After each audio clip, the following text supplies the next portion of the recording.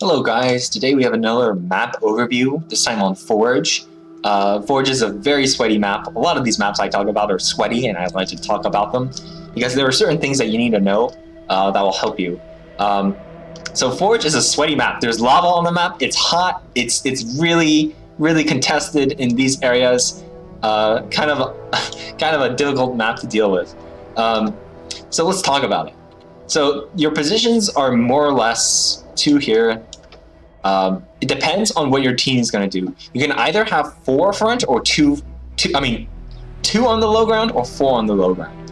I've seen games where people go low ground and it just sort of screws them because they're not able to get the back mixes fast enough. But it also means that you won't get to the front as fast. So there are pros and cons. You can either have like four like this, or these guys can be back these mexes here and let these players get the front mexes. Either one I believe is okay. It's just it's a trade-off between whether you want the comms at the front faster or if you want the safer start, you have your factories at the back.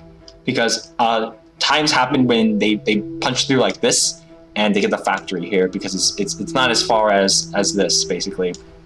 So they're able to get the factories that are closer. You should know that on Forge, I'm going to press F4 to show the mexes. The low ground mexes have like really high values compared to the high ground. So it's 2 versus 4. If you get a T2 mex on this position, on like the backline mexes, they become plus 20 mass extractors. Plus 20. That's crazy. Okay? Plus 20 and these become plus 18. So if you're able to get T2, you want to give your low ground players the T2 as fast as possible because they'll get so much more value than if you build yours. There are hydros on this map. I mean, hydros, geos, same thing. I believe personally that building T2 hydros on these cluster hydros are bad ideas. It'll destroy your mexes. It'll destroy your factories that are going to be here probably. I much recommend building them up here. And if you're the backline, over here. Okay?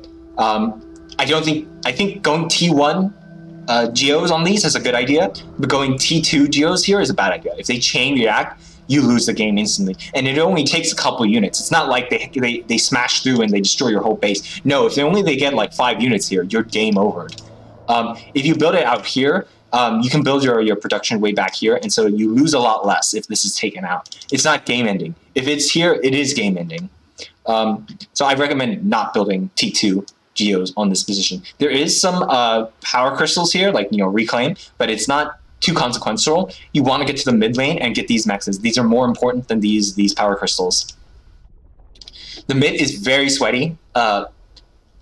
Because the mexes in the middle are so high, it is very swingy. So like if you're able to just punch through like this and you defend like that versus that, you're up 4.5 and the enemy is actually down 4.5. That is a 10-point swing effectively, almost 10-point swing, just because you're able to hold one more max, and that makes the lanes very swingy, very one-sided, very snowbally.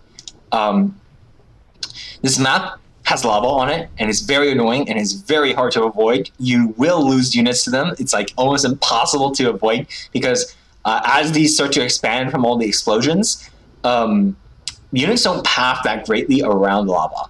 So you will lose them. Try to avoid it, but you will lose to them. As the commanders explode, which is going to happen because of how close these mexes are and how contested this mid lane is going to be, you will have commanders explode, which create more lava. I don't know what else to say other than don't step in the lava, but like it's gonna happen, and it's very hard to deal with. I want to say that one sneaky peeky thing is you can put a sniper here actually, and it will deny the mechs over here. I think that's in range if I recall. And if that's true, then likely the inverse is true from that side to this side. Just a small funny thing, just so you know. I don't know if it's very popular, but I've always thought like you should be able to do an air raid this way and do a drop. If you get a bunch of transports and send units here, you might be able to get something. But I've never seen that happen. It's not common. People talk about how you need to build anti-air here because this is a common air pathway. That's what they talk about. But I would think like everywhere is a common air pathway. And if you go for T2 hydros on here, which I think is a bad idea, you definitely need air here. I mean, you definitely need anti-air here. So yeah, those are some of the things I noticed about Forge. Not like a long video, you know, just some small things about the map. The bottom mexes are very valuable, and that's why the mid positions, the mid line is very sweaty, and it's very important that you get your foot through the door past the mid line here. That will cause you to start winning. All right, thanks for watching.